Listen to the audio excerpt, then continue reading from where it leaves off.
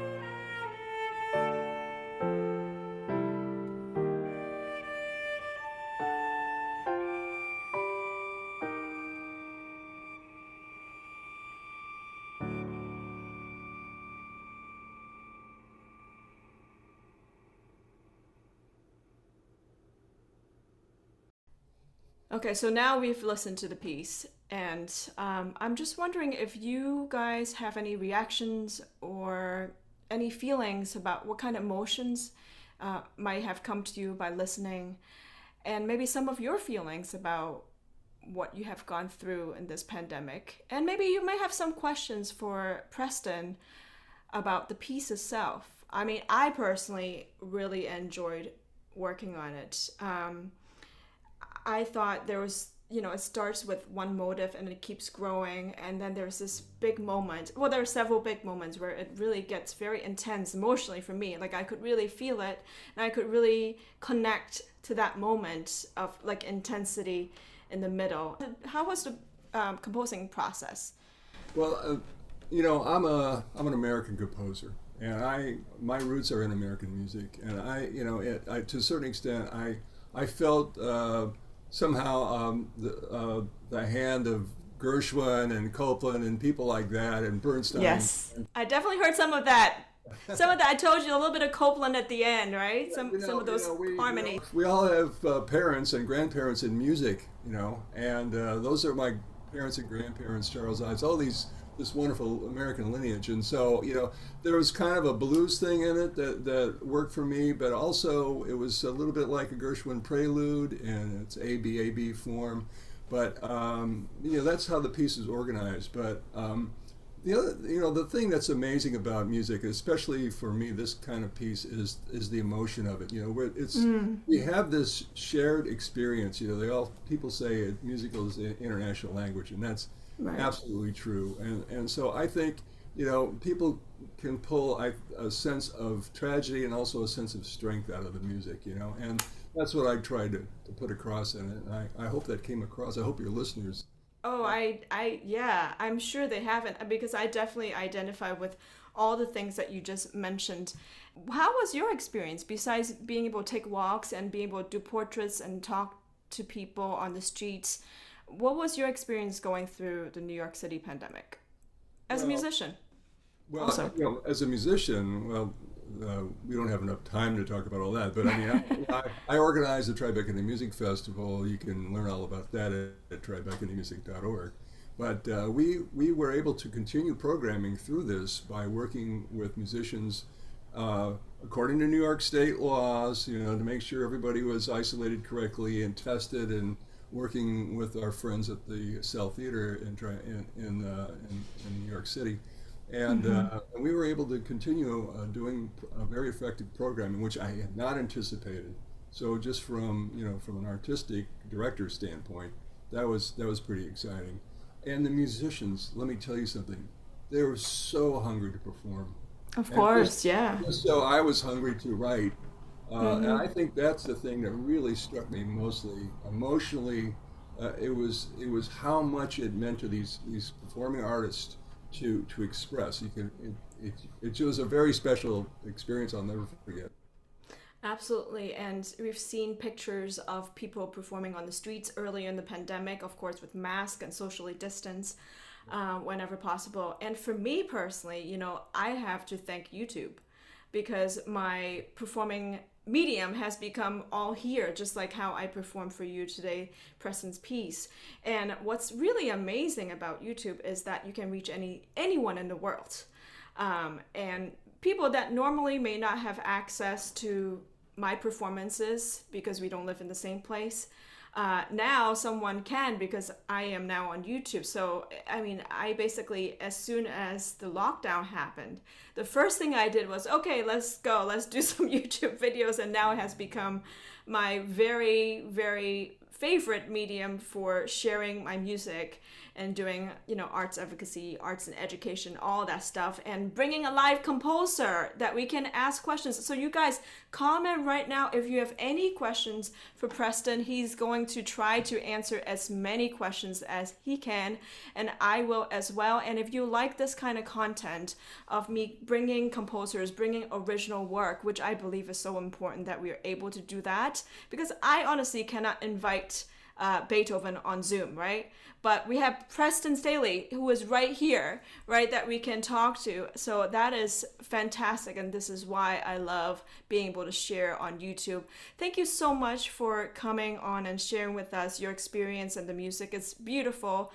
I hope that you guys all enjoyed it. If you did, please make sure you like and share this video with your friends, and also share with us in the comments below, you know, some of your experiences during the pandemic, and how have you been able to kind of, I guess in a way, almost like self-therapy, right? Wouldn't you say, Preston, when you wrote the piece, it's almost like, you know, a way of expressing, kind of like finding a way to kind of absorb and to reflect and have like an artistic or musical tool, whether it's writing or photography. For me is sharing music on YouTube. For Preston is writing music, and I'm sure it has been different mediums for everybody. So do share with us. Thank you again, Preston, for coming on my channel, and be sure to check him out.